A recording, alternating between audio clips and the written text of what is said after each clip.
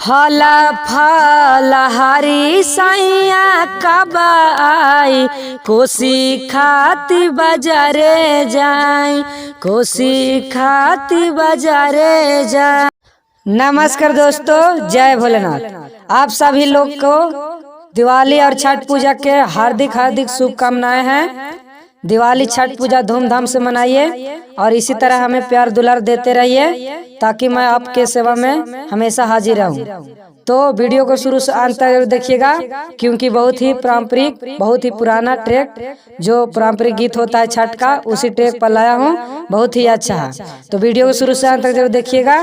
और आप मेरे चैनल पर नए हैं तो चैनल को सब्सक्राइब कर लीजिए, और वीडियो अच्छा लगा, गाना अच्छा लगा तो लाइक भी कर दीजिएगा। तो चलिए बिना टाइम वेस्ट के आपको सुनाते हैं। Let's go. फल फल हरी सैया कब आई, कोसी खाती बाजारे जाई, कोसी खाती बाजारे जाई। छठी मैया आई गईले आंगना हो, घाटे सब जुटी जाई, घाटे सब जुटे जाई। यह मुखड़ा था। अंतरा आई गईली घरे मोरा दुलारी छठिया मैया, कदी तायार जल्दी सुनी जी हमारे सैया। आई गईली घरे मोरा दुलारी छठिया मैया, कदी तायार जल्दी सुनी जी हमारे सैया।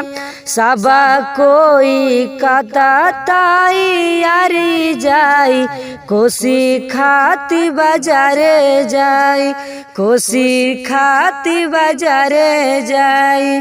रोहित सारा पाकिरा पा बना दमाई, होई जाई सफल दीपक आई दोबारा माई।